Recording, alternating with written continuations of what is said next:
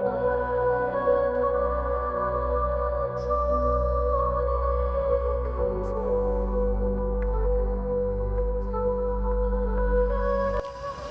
से 4200 साल पहले मेसोपोटामिया के पास दो नदियों के बीच में ऊर साम्राज्य का शासन था। ऊर तृतीय वहाँ का राजा था और उसके शासनकाल में एक बच्चे ने जन्म लिया। उस बच्चे की महत्वाकांक्षाएं बहुत अधिक थीं और राजा ऊर का साम्राज्य बहुत बड़ा नहीं था। उस बच्चे ने प्राचीन विद्याओं के विशेषज्ञों से संपर्क किया क्योंकि उसकी किस्मत में कुछ और लिखा था। अपने प्रारब्ध में लिखे हुए राज्य सत्ता को प्राप्त करने के लिए उसने विद्रोह किया। असफल रहा क्योंकि उसके पास बड़ी छोटी सी सेना थी, 1000 लोगों की। ज्योतिषियों ने भविष्यवाणी की थी कि यह बच्चा आगे चलकर इस राज्य का राजा बनेगा। तो राजा ऊर के अत्याचारों से जो लोग परेशान थे, आतंकित थे, उन लोगों ने उस बच्चे का साथ दिया। लेकिन लोगों की संख्या कम थी, 1000 लोग राजा के सामने कुछ भी नहीं थे। राजा ने विद्रोह को दबा दिया, बच्चे को मरवाने के फरमान जारी कर दिए गए। लेकिन बच्चा भाग निकला। बच्चा भागकर सीरिया की ओर बढ़ा, रेगिस्तानों की ओर बढ़ा और वहाँ पर उसे कुछ ऐसा मिला जिसकी उसने कभी कल्पना नहीं की थी। एक काउंसिल, एक संगठन जिसमें 15 लोग थे। ये 15 लोग एक ऐसे व्यक्ति की खोज में थे जो उनका नेतृत्व कर सके। इन 15 लोगों के पास अलग अलग शक्तियाँ थीं, अलग अलग सामर्थ्य थे, अलग अलग प्रकार की इच्छाएं थीं और ये आपस में एकजुट नहीं हो पाते थे। इन्हें आवश्यकता थी एक ऐसे नेता की जो इन सबों को एक सूत्र में बांध सके, इनकी शक्तियों का एकत्रीकरण करके अपने उद्देश्य के लिए प्रयोग कर सके। उन 15 लोगों ने इसको अपना नेता चुना, अपनी शक्तियों का एक बड़ा भाग इसके विकास में लगाया और इन 16 लोगों ने मिलकर एक शक्ति को उत्पन्न किया। ये जो बच्चा है इसके विषय में आप जानते हैं। इसका नाम है अहरिमान आर्द्र म्लेच्छ, जिसे हम कहते हैं म्लेच्छराज। 16 लोगों की यह सभा म्लेच्छराज के नेतृत्व में उसके 15 पार्षदों के साथ बनी इस सभा ने अपने शरीर से अपनी शक्ति का एक एक अंश निकालकर उसको सम्मिलित किया और एक शैतान को बनाया। उस शैतान का नाम था अनाम म्लेच्छ। वस्तुतः अनाम म्लेच्छ ही वह शक्ति है जिसकी आराधना म्लेच्छराज करता है। अनाम म्लेच्छ और आर्द्र म्लेच्छ ये दोनों साथ साथ चलते हैं। जैसे दिव्य संपदा में अश्विनी कुमार एक जैसे दिखते हैं, एक साथ चलते हैं, जैसे दिव्य संपदा में अश्विनी कुमार युगल हैं, वैसे ही आसुरी संपदा में आर्द्र म्लेच्छ और अनाम म्लेच्छ दोनों साथ साथ चलते हैं, दोनों युगल हैं, दोनों संयुक्त हैं। आर्द्र म्लेच्छ को, म्लेच्छराज को जो शक्तियाँ मिलती हैं वो वस्तुतः अनाम म्लेच्छ से ही उसे प्राप्त होती हैं। अनाम म्लेच्छ का नाम अनाम इसीलिए है क्योंकि इसकी प्रसिद्धि अधिक नहीं हुई, क्योंकि इसने अपने दूसरे रूप से सारे कार्यों को किया है। ये कभी सामने आया नहीं, कभी इसने सीधा हस्तक्षेप नहीं किया। ये वो राजा है जो अभी तक अपने चेहरे को सार्वजनिक नहीं करना चाहता। ये समस्त कार्यों को करने के लिए आर्द्र म्लेच्छ का आश्रय लेता है। तो वस्तुतः म्लेच्छराज मतलब जो आर्द्र म्लेच्छ है वो राजा तो अवश्य है, लेकिन वो राजा स्वतंत्र नहीं है। उस राजा की इच्छाएं स्वतंत्र नहीं हैं। उस राजा को अगर कुछ करना है तो उसको अनाम म्लेच्छ से सहमति और अनुमति लेनी पड़ेगी। एक तरीके से कहें तो एक ही शरीर में रहने वाली ये दो शक्तियां हैं। आर्द्र म्लेच्छ का शरीर और उसके अंदर जो नियंत्रण है वो अनाम म्लेच्छ का है। अनाम म्लेच्छ का स्वरूप जैसा मुझे समझ में आया है, जैसा अपने शोध और साधना से हमने ज्ञात किया है, उस स्वरूप के आधार पर हमने AI से कुछ चित्र बनाए हैं जो कि इस वीडियो में, इस श्रृंखला के इस एपिसोड में आपको समय समय पर दिखाए जाते रहेंगे। एक क्रूर स्वरूप एक शैतान का, जिसका जो मुख है वह गधे का है, जिसके पैर कभी मनुष्य और कभी घोड़े के समान होते हैं, जिसके पंख मोर के समान हैं, जिसकी आँखें बहुत क्रूर हैं, जिसके दांत बड़े नुकीले हैं। ऐसा ही स्वरूप है अनाम म्लेच्छ का। और ये अनाम म्लेच्छ ही वह शक्ति केंद्र है, वह शक्ति पुंज है जहाँ से म्लेच्छराज आर्द्र म्लेच्छ जहाँ से अपनी शक्तियों को प्राप्त करता है, जहाँ से उन शक्तियों का प्रयोग करता है। हम बात कर रहे थे ऊर साम्राज्य के पतन की। जब आज से 4200 साल पहले ऊर साम्राज्य का पतन हुआ, उस समय अंतिम राजा था इब्बिसिन। इब्बिसिन के अत्याचारों के कारण जब विद्रोह हुआ, उस समय पहली बार तो विद्रोह कुचल दिया गया, लेकिन दूसरी बार अपनी शैतानी शक्तियों के साथ आर्द्रम्लेक्ष के नेतृत्व में जब विद्रोह किया तो इब्बिसिन हार गया और वहीं पर असुर साम्राज्य की नींव पड़ी। असुर साम्राज्य की नींव जब पड़ी, उसका नाम पड़ा गया असीरिया। असीरिया और सीरिया दोनों अलग अलग हैं, लेकिन नाम का जो स्रोत है वो समान है। ईसा पूर्व 26-25 शताब्दी तक विश्व का दूसरा बड़ा साम्राज्य था ऊर साम्राज्य। भारतीय सत्ता के संयुक्त प्रभाव के अतिरिक्त अगर विश्व में किसी की बात मानी जाती थी, वह था ऊर साम्राज्य। ऊर साम्राज्य के नेतृत्व में एक छोटा सा शहर एक विशाल साम्राज्य बनता जा रहा था और बीच में ही सत्ता का परिवर्तन हो गया और आर्द्रम्लेक्ष ने सत्ता संभाली। असुर साम्राज्य के पहले राजा का नाम असुर था। इस असुर को संस्कृत वाला असुर भी समझ सकते हैं, आसुरी संपदा का होने के कारण, अथवा इसको ASSUR असुर ऐसा भी समझ सकते हैं। असुर नाम के कई राजा इसमें हुए हैं और सुमेरियन भाषा में इसका अर्थ होता है राजा। सुमेरियन भाषा में असुर का अर्थ होता है राजा। और ये पुजुर असुर जो था, असुर साम्राज्य का पहला राजा था। म्लेच्छराज अपने प्रतिनिधियों के माध्यम से उनको राजा बनाकर इस क्षेत्र का शासन करता था और म्लेच्छराज के द्वारा प्राप्त आसुरी शक्तियों का प्रयोग करके असुर साम्राज्य के राजा अपनी सेना का विकास करते रहे, आगे बढ़ते रहे। यद्यपि इनकी सेना बहुत बड़ी नहीं थी, किंतु इनकी योजना और इनका अनुशासन बहुत स्पष्ट होता था और इनके अनुशासन को भंग करने पर बहुत कठोर दंड दिया जाता था। हम आगे की श्रृंखलाओं में इनकी सेना की रणनीतियों पर चर्चा करेंगे और यह भी चर्चा करेंगे कि म्लेच्छराज के द्वारा बनाए गए अनुशासन कौन कौन से हैं। म्लेच्छराज ने अपने अनुयायियों के लिए 60 अनुशासन बनाए हैं। जो भी व्यक्ति म्लेच्छराज का अनुयायी बनेगा, उसको इन 60 अनुशासनों का पालन करना पड़ेगा। अगर वह ऐसा नहीं करता है, वह कठोरतम दंड का पात्र होता है। मैंने कल बताया था शैतान के बहुत से नामों में एक नाम है स्तर।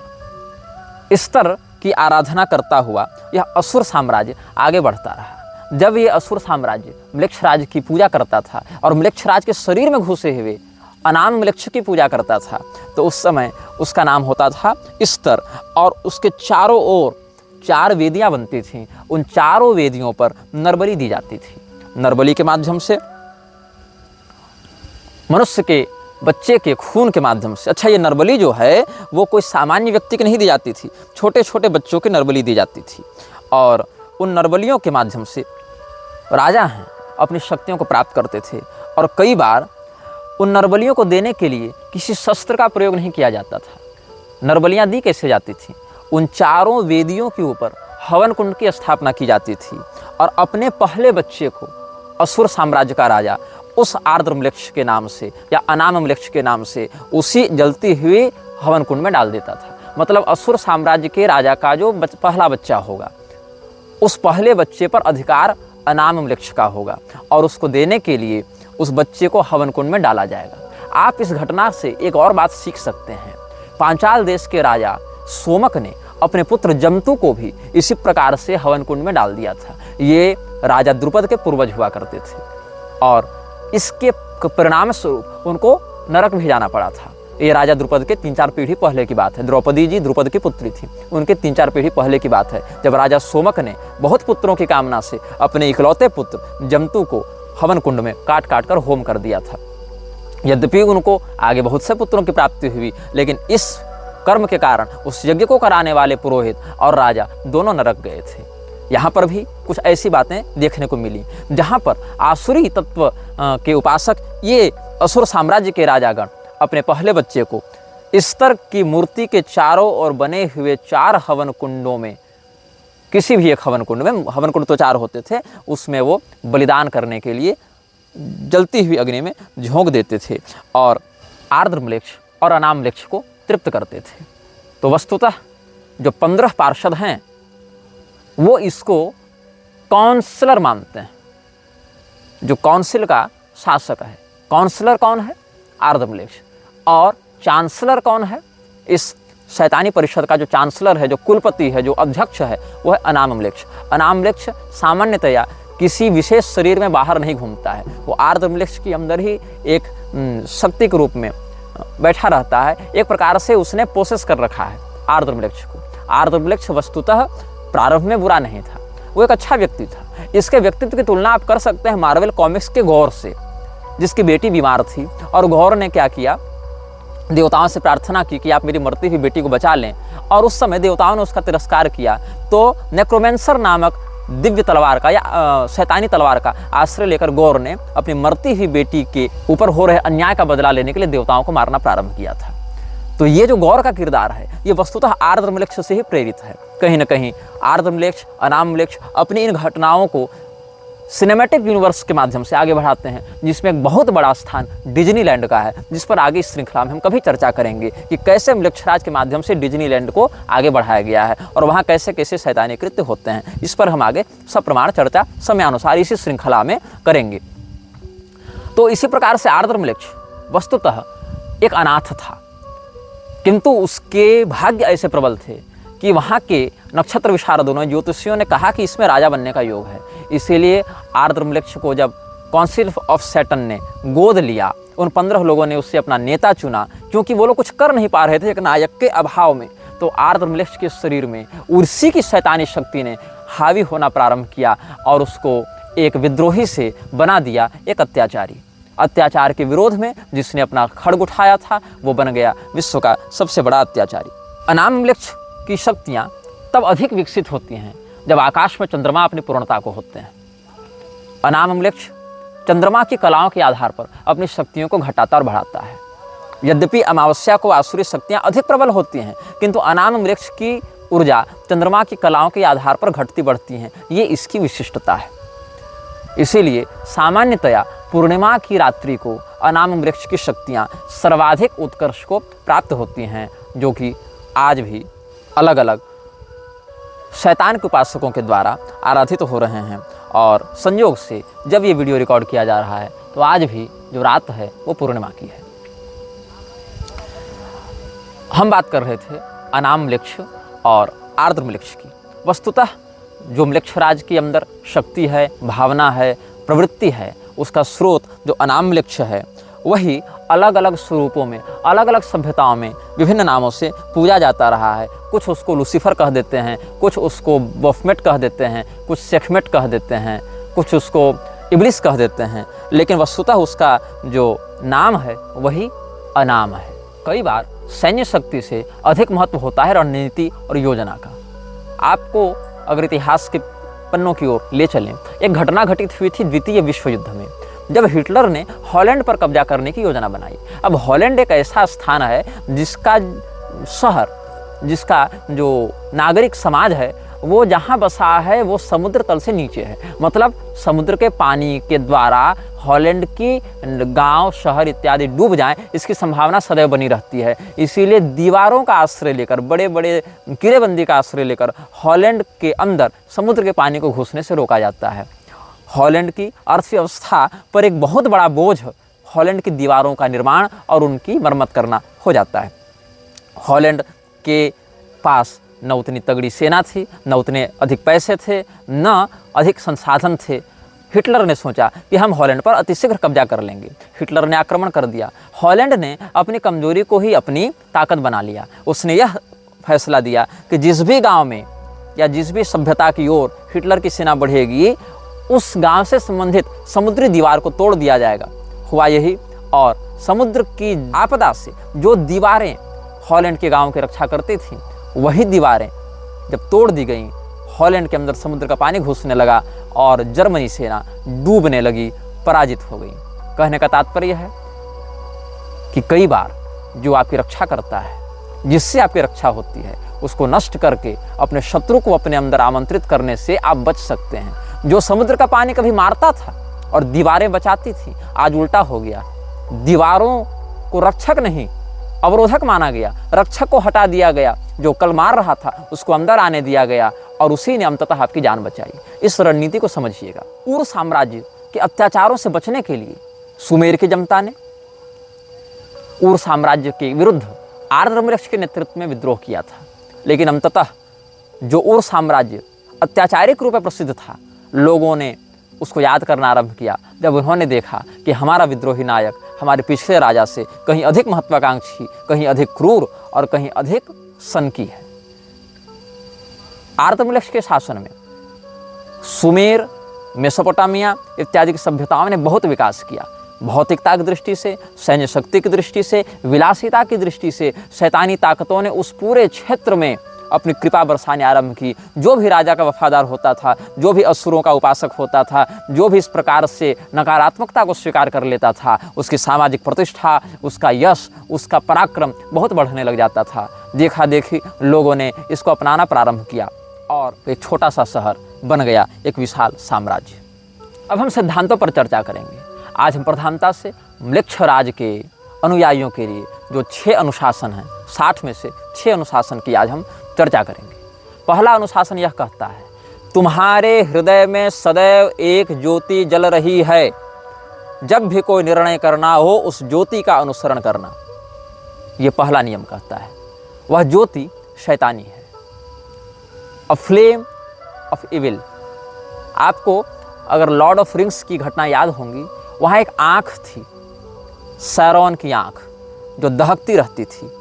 वो आग है, लेकिन वो आग नरक की आग है। वो ज्योति जो तुम्हारे हृदय में जल रही है, अगर तुम उसे स्वीकार करते हो तो ये अध्यात्म की ज्योति नहीं है, ये आत्मा की स्वयं प्रकाश ज्योति नहीं है, ये अनाम म्लेच्छ की ज्योति है। इसीलिए म्लेच्छ राज के सभी अनुयायियों को अपने हृदय में उस ज्योति की स्थापना करनी होती है, जो आंतरिक रूप से उनका मार्गदर्शन करती है, उनके हृदय में वैसी प्रेरणाएं डालती हैं, उनके हृदय में वैसी भावनाएं डालती हैं कि बिना किसी संपर्क के केवल मानसिक परिचय और मानसिक संकेत और तरंगों के माध्यम से अपने गुलामों को अनुशासित किया जा सके, उनको नियंत्रित किया जा सके। तो म्लेच्छ राज के अनुयायी सबसे पहले यह प्रतिज्ञा लेते हैं कि हमारे हृदय में अनाम म्लेच्छ की ज्योति सदैव जलती रहे। अनाम म्लेच्छ ने म्लेच्छ राज के अनुसार दूसरा नियम बनवाया। वह यह है कि जो तुमसे प्यार करे उससे तुम भी प्यार करो। अब ये सब ऐसे नियम हैं जिनको सुनने पर लगता है कि एक आदर्श समाज की परिकल्पना की जा रही है, और इन नियमों को ऐसी शब्दावली में, ऐसी परिभाषा में आगे व्यक्त किया गया है कि लोगों को बड़ी आकर्षक लगती हैं। लोगों को लगता है ये तो बिल्कुल सच्चा मार्ग है, इसमें क्या बुराई है, इसमें क्या शैतानियत है, इसमें क्या नकारात्मकता है। सबसे बड़ी नकारात्मकता वही है जिसको आप न पहचान सकें, जो आपको अच्छाई का वेश बनाकर ठगे। अनाम म्लेच्छ ने म्लेच्छराज को कहा कि तुम दूसरा नियम यह बनाओ कि जो तुमसे प्यार करे उससे तुम भी प्यार करो। अब इसमें एक समस्या यह होती है कि भाई कोई हमसे प्रेम कर रहा है तो हमसे घृणा कैसे कर सकते हैं, लेकिन ऐसी बात नहीं है। उसके प्रेम के पीछे क्या उद्देश्य हो सकता है। आप यह बात ध्यान में रखें कि रावण ने जब भगवती सीता का हरण किया था तो बारंबार कहता था कि हे सुंदरी, हम तुमसे प्रेम करते हैं, तुम उस वनवासी राम के पीछे क्यों पड़ी हुई हो, चलो हमारे प्रस्ताव को स्वीकार करो, हम तो मंदोदरी से भी ऊपर तुम्हारा आसन रखेंगे, हमारे हृदय में जो प्रेम है तुम्हारे लिए उसको एक बार स्वीकार कर लो। आप ध्यान दें, आज समाज में जितना व्यभिचार फैल रहा है, जितना लव जिहाद फैल रहा है, जितने तरह के बलात्कार हो रहे हैं, उनके पीछे कहीं न कहीं सिनेमैटिक भावना यह है कि जो तुमसे प्यार करे उससे तुम प्यार करो, प्यार किया तो डरना क्या, हम है राही प्यार के। तो ये जो है, जो तुमसे प्यार करे उससे तुम प्यार करो, इसमें प्यार अंततः जाकर व्यभिचार बन जाता है। एक आदर्श परिकल्पना कि दया सर्वेषु भूतेषु, सभी प्राणियों में दया करो, समस्त प्राणियों से मैत्री करो, मित्रस्य मा चक्षुषा समीक्षामहे। तो ये जो आर्ष भावना हमारी थी, उसी का स्रोत लेकर, उसी को आसुरी परिवेश में लपेटकर म्लेच्छराज ने दूसरा नियम बताया कि जो तुमसे प्यार करे उससे तुम भी प्यार करो। म्लेच्छराज ने एक तीसरा नियम बनाया कि अगर कोई तुम्हारा विरोध करता है, अगर कोई तुमसे घृणा करता है, अगर कोई तुमसे नफरत करता है, तो तुम उसके प्रति कोई शत्रुता का भाव मत रखो। इससे क्या होता है, म्लेच्छराज के जो अनुयायी हैं वो अपने चरित्र को समाज में इतने आदर्श और सहनशील के रूप में स्थापित करने में सफल हो जाते हैं कि आपको लगता है कि अरे मैंने इसको गाली दी लेकिन ये सहन कर गया, ये तो बहुत संत व्यक्ति है। अरे मैंने इसको फटकारा, इसको धिक्कारा, लेकिन ये सहन कर गया, इसके मन में तो क्षोभ नहीं हुआ, इसने तो मुझे पलटकर कोई गाली नहीं दी, अवश्य ये कोई बहुत सहनशील व्यक्ति है। आप ध्यान दें, एक तनु जो कपटी मुनि था, राजा प्रताप भानु के समान ऐसे ही काम क्रोध विजयी बनकर बैठा रहता था। राजा प्रताप भानु को लगा कि इनसे बड़ा सिद्ध, इनसे बड़ा जितेंद्रिय तो कोई दूसरा नहीं है।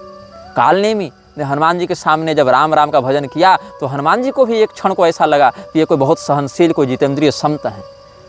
तो जो बातें समाज में आदर्श के रूप में स्थापित हैं, उन्हीं बातों से प्रेरणा लेते हुए म्लेच्छराज ने ऐसे नियम बनाए जो बाहर से देखने से बड़े आदर्श, बड़े दिव्य, बड़े धार्मिक लगते हैं, बड़े सभ्य और शिष्टाचार से युक्त लगते हैं, लेकिन उनके अंदर की भावनाएं बड़ी विकृत होती हैं। इसलिए म्लेच्छराज के जो अनुयायी हैं वो समाज में ऐसी छवि बनाकर चलते हैं कि लोग यह समझें कि वे बड़े सहनशील हैं, बड़े गंभीर हैं, बड़े विवेकी हैं, बड़े प्रबुद्ध हैं, बड़े क्षमाशील हैं, बड़े सुलझे हुए व्यक्तित्व के धनी हैं।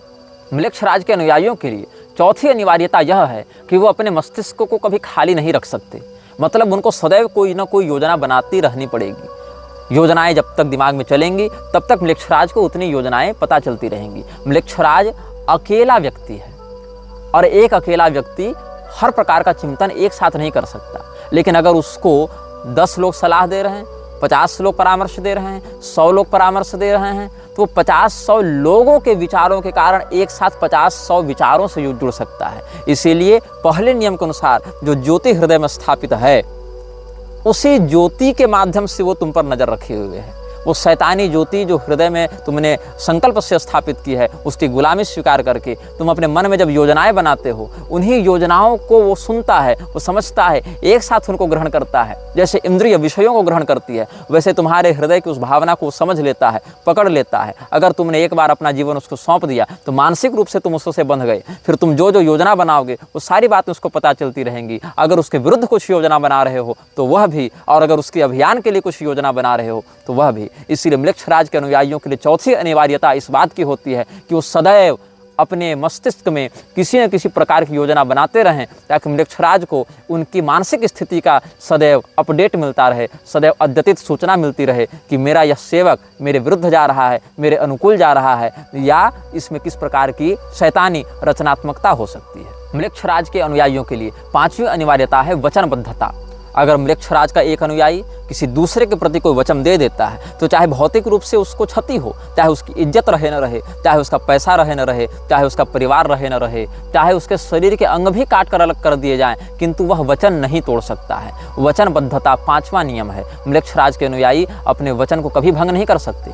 सत्य प्रतिज्ञ होना सनातन धर्म में बहुत श्रेष्ठ बात मानी गई है। राजा दशरथ, महाराज हरिश्चंद्र, शिवी इत्यादि राजाओं का बहुत उत्तम चरित्र है सत्यनिष्ठा के लिए। लेकिन इसी अच्छाई को शैतानी परिवेश में परोसते हुए म्लेच्छराज ने कहा कि बी अ मैन और वुमेन ऑफ वर्ड्स। तुम अपने मुख से निकले प्रत्येक शब्द को सत्य करने के लिए, चरितार्थ करने के लिए, बिना किसी विकृति के उस पर निष्ठा बनाए रखने के लिए बाध्य हो। तुम किसी भी परिस्थिति में हमारे प्रति किए गए समझौते को नहीं तोड़ सकते हो। अगर समझौता टूटेगा तो वह शरीर भी नष्ट किया जाएगा जिस शरीर के साथ इस समझौते को लिखा गया था, बांधा गया था। You can't make a pact with demon and you can't deny with it. आप अगर शैतान के साथ कोई समझौता करते हैं, वो समझौता उस शरीर के साथ ही खत्म होता है जिस शरीर के साथ आपने समझौता बनाया था। और अगर आपने यह समझौता अपनी चेतना से जोड़कर बनाया है, तब फिर आपकी पारलौकिक गति भी बाधित होगी। शरीर नष्ट होने के साथ साथ वो समझौता नष्ट नहीं होगा। फिर अगर शारीरिक केवल आपने बनाया है समझौता, तब शरीर नष्ट होगा। अगर समझौता टूटा तो आप मरेंगे। लेकिन अगर आपने अपनी चेतना उसको बेच दी है तो आपको इतना कुछ धन दौलत दे देगा, इतने बड़े स्तर पर पहुंचा देगा वह, कि आपको लगेगा कि विश्व मेरी उंगलियों पर नाच रहा है। लेकिन फिर वह आपकी चेतना को अपना वशीभूत करके, जिस प्रकार से प्रेत सिद्धि इत्यादि करके रख लेते हैं, वैसे ही आपकी ऊर्जा को वह अपना आहार बनाकर आपसे अपनी गुलामी अंतस्थित भाव से भी कराएगा। आपकी पारलौकिक गति में वह व्यवधान उत्पन्न करेगा। जैसे प्रेत की उपासना करने वाले लोग अंत में प्रेत गति को प्राप्त होते हैं, वैसे शैतान के साथ समझौता करने वाले लोग भी शैतान के ही गुलाम बन जाते हैं। म्लेच्छराज का बनाया हुआ छठा नियम पांचवें नियम से जुड़ा हुआ है। पांचवा नियम यह कहता है कि आप कभी भी अपने वचन को नहीं तोड़ सकते।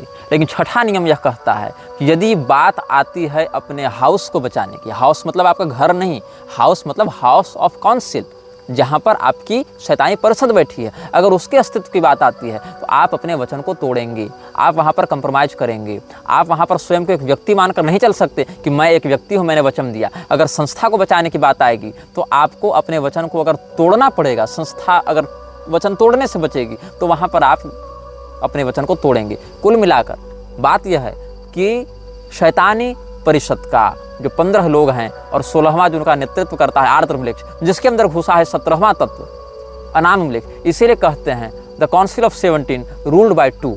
ये भी शब्द बहुत स्थानों पर जो इस विषय में शोध करते हैं उनको मिलता है। काउंसिल ऑफ 17 रूल्ड बाय 2, 17 लोगों का यह परिषद है जिसमें 2 व्यक्ति शासन करते हैं। दिखते 16 हैं क्योंकि अनामम्लेक्ष और आर्द्रम्लेक्ष तो एक ही शरीर में रहते हैं, लेकिन हैं वो 2। तो काउंसिल ऑफ 17 रूल्ड बाय 2, तो इस काउंसिल को ही हाउस कहा गया है, यही इनका घर है। आपका घर कहीं बाहर नहीं। जो शैतान के गुलाम हैं, वृक्षराज के सेवक हैं, वो इसी काउंसिल के वफादार हैं, इसी घर के परिवार के सदस्य हैं। तो अगर वचन को पूरा करने से परिवार बचता है तो वचन पूरा किया जाएगा, तब आप वचन तोड़ नहीं सकते। और अगर वचन को तोड़ने से परिवार बचेगा तो आप वहाँ पर यह नहीं कर सकते कि हमने वचन दे दिया तो अब हम निभाएंगे, मेरी प्रतिष्ठा की बात है, बिल्कुल नहीं। आप कंप्रोमाइज़ करेंगे। यह 5वें नियम का एक अपवाद 6ठे नियम के रूप में बताया जाता है। आज हमने चर्चा की म्लेच्छराज को शक्ति कहाँ से मिलती है, म्लेच्छराज का जन्म कहाँ हुआ था, म्लेच्छराज के अंदर कौन सी शक्ति काम करती है, म्लेच्छराज बना कैसे। एक असफल साधक जो अपनी महत्वाकांक्षाओं को पूर्ण न कर सका और देवताओं से वैर कर लिया, अपने साथ 15 शैतानी उपासकों को लेकर अपनी ऊर्जा से एक नए शैतानी ऊर्जा को जिसने निर्मित किया और फिर उसी के वशीभूत हो गया, उसी के सम्मोहन में आ गया। अनामम्लेक्ष के द्वारा नियंत्रित किया जा रहा आर्द्रम्लेक्ष ही हमारे द्वारा यहाँ म्लेच्छराज शब्द से बताया जा रहा है, जिसके विषय में इस संसार की बहुत कम शक्तियाँ जानती हैं और अधिकांश शक्तियाँ जानकर भी मौन रहती हैं। यह वीडियो जल्द ही हटा दिया जा सकता है। कृपया थर्ड पार्टी ऐप्स का उपयोग करके डाउनलोड करें। आप इस वीडियो को अपने चैनल पर फिर से अपलोड भी कर सकते हैं।